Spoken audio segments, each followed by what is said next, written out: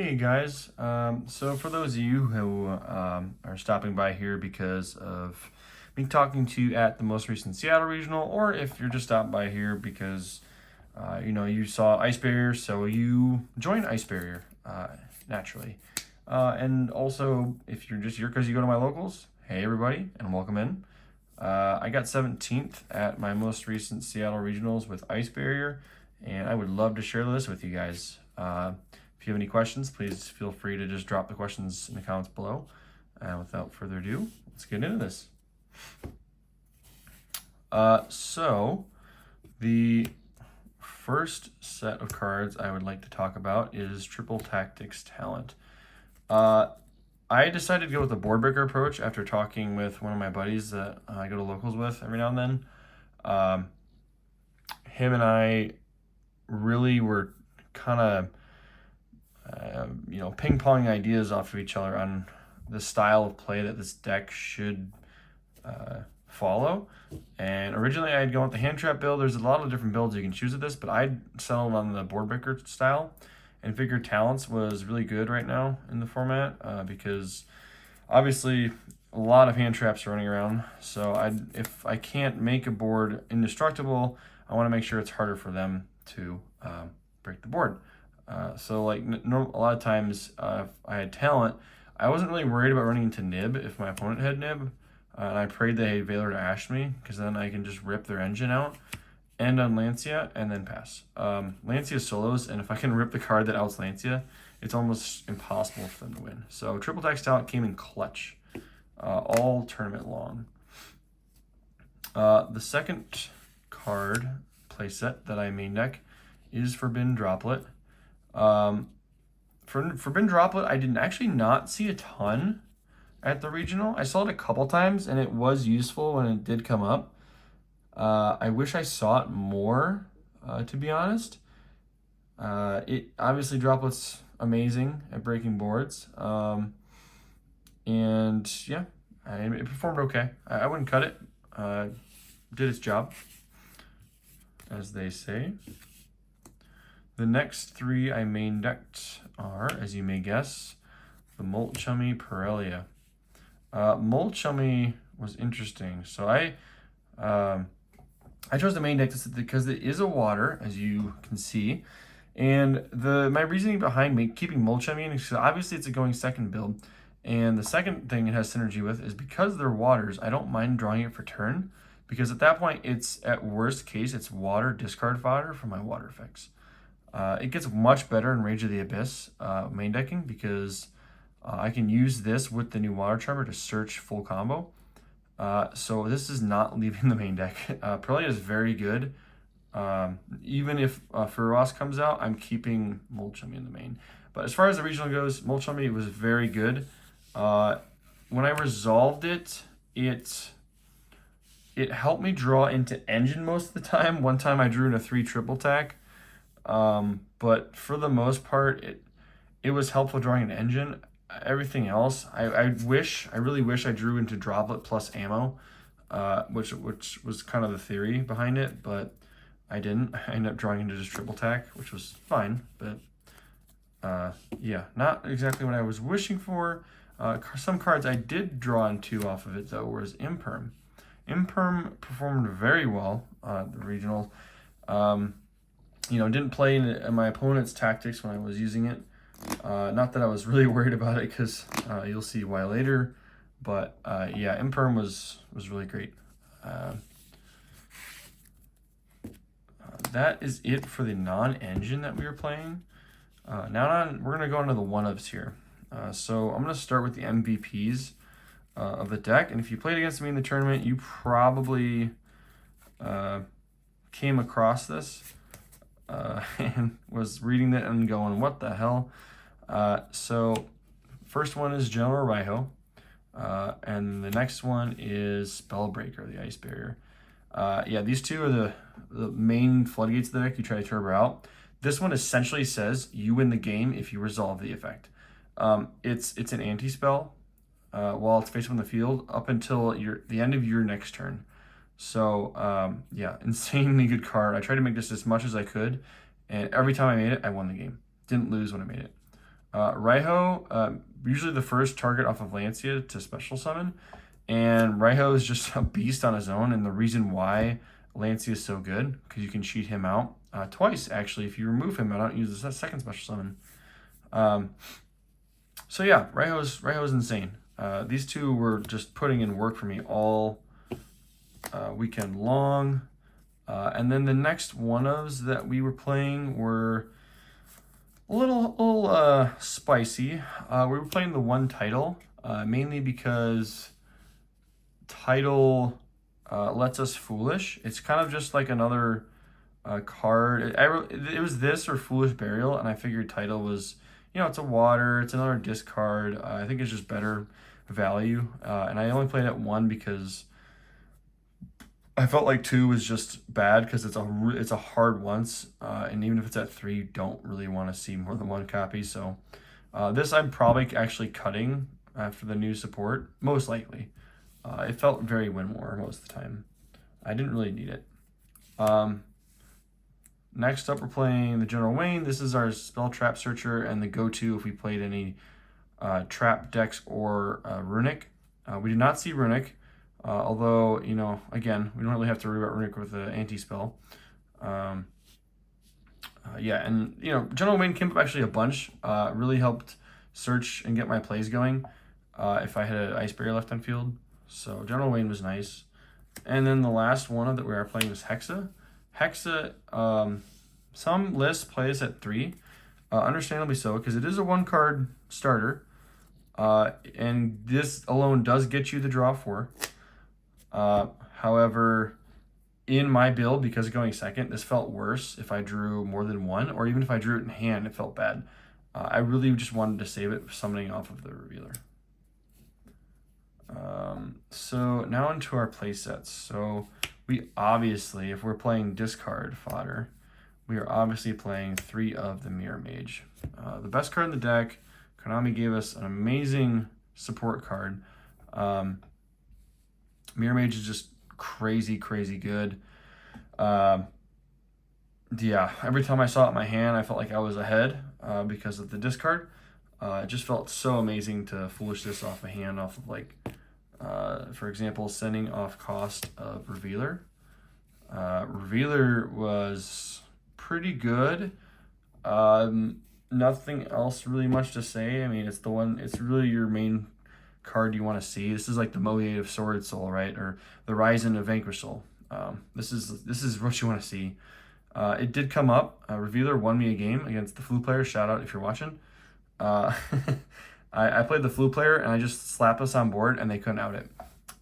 If you're unfamiliar, the text reads, if I control another Ice Barrier monster, your opponent cannot tribute summon monsters. So you can imagine how those games went. So yeah, Revealer came in really clutch. The next 3 we're playing are Swap Frog. Swap Frog I took out at one point because I didn't like how it wasn't like a combo starter. But then I realized like it's actually invaluable to getting to Toad. Totally awesome. I made as fast as possible if I was going second. Made it against a Rescue Ace player, and that came in very clutch. And worst case, Toad just gets you the other search with Mirror Mage if you have nothing to send. So it gets your play started if you don't have a full combo. The next 3, we are playing Ice Jade Ran Agreen. Ran Agreen, if not for Mirror Mage, probably the MVP of the deck. This is just instant Lancia or instant Synchro 10. I did brick with this once where I just drew like 3 Judgment and like Tikaboo with this. It sucked, but for the most part, you still do want to see it at 3 in this list. And then for 2-ofs, we are playing the 2 Georges. Georges I made against Fiendsmith Yubel, like, Fiendsmith Musketeer, any deck that uses the Grave, it's kind of an auto win.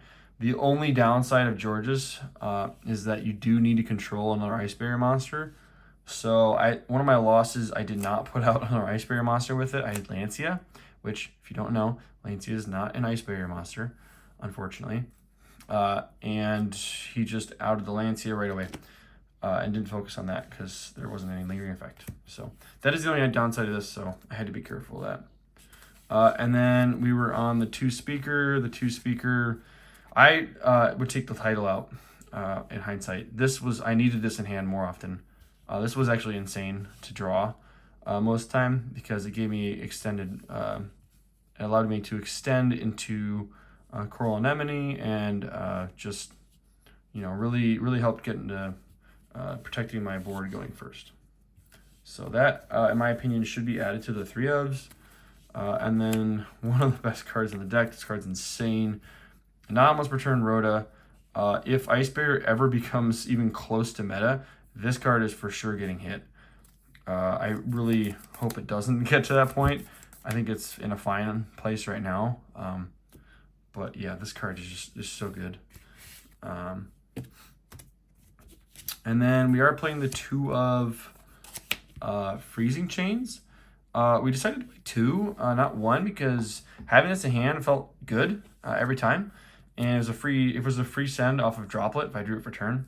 Because it's kind of dead after you use it the first time.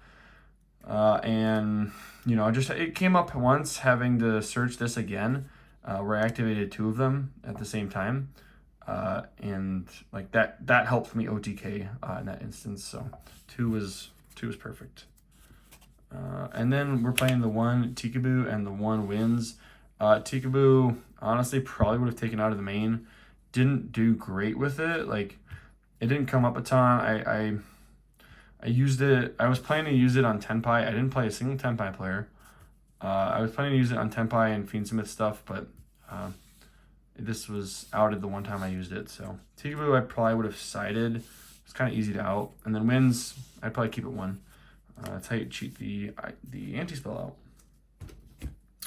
out. Onto the extra deck, we did play the Goat, 2 Lancia, the Lancia G, the Lancia OG.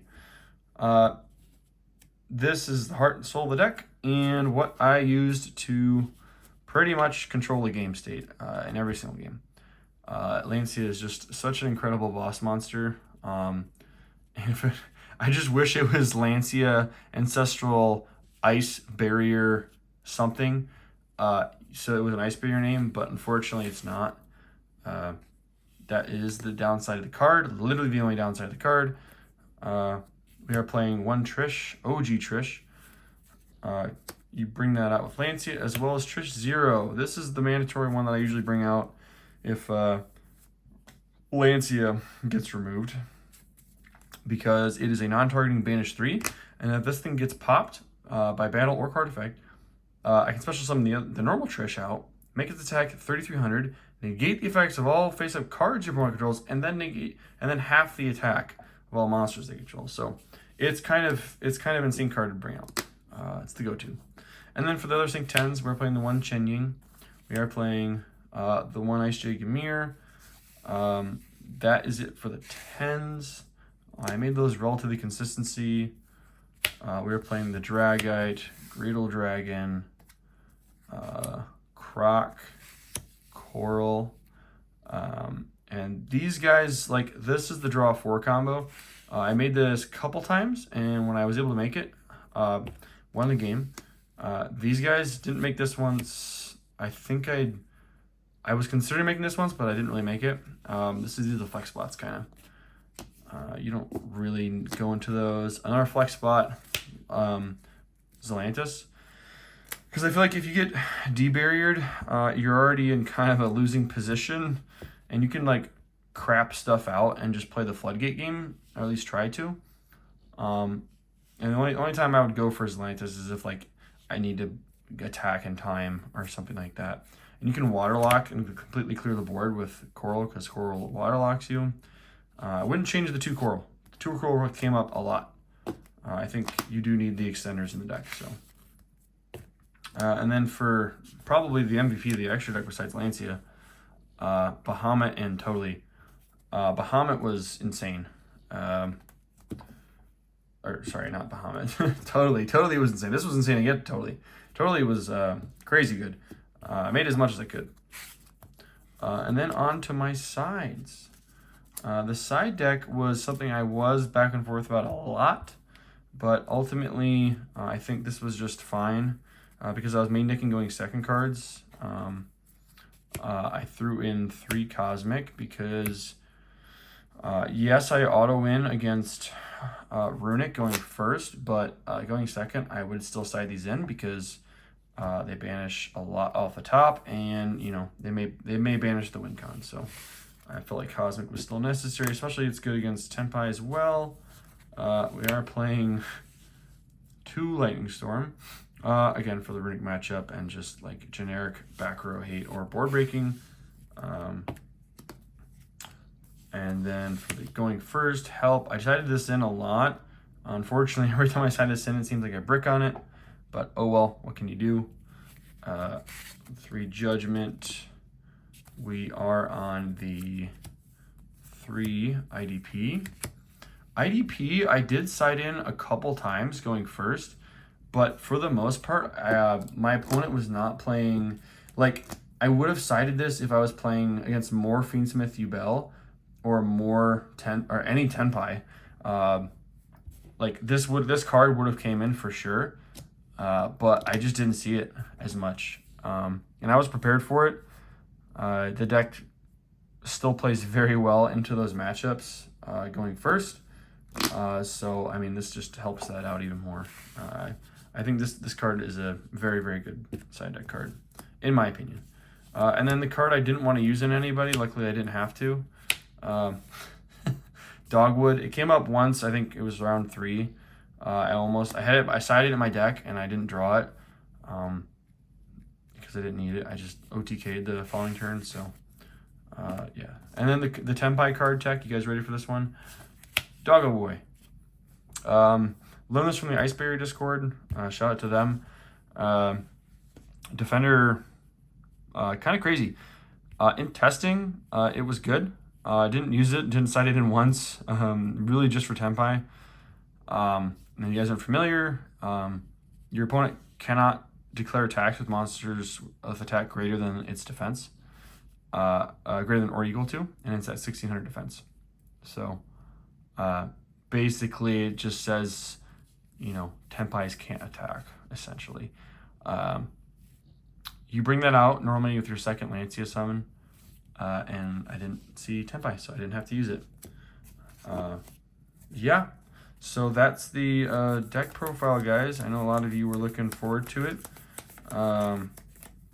Let me know what your thoughts are. I put a lot of work into this deck. Shout out to all the guys that did help me. You know who you are.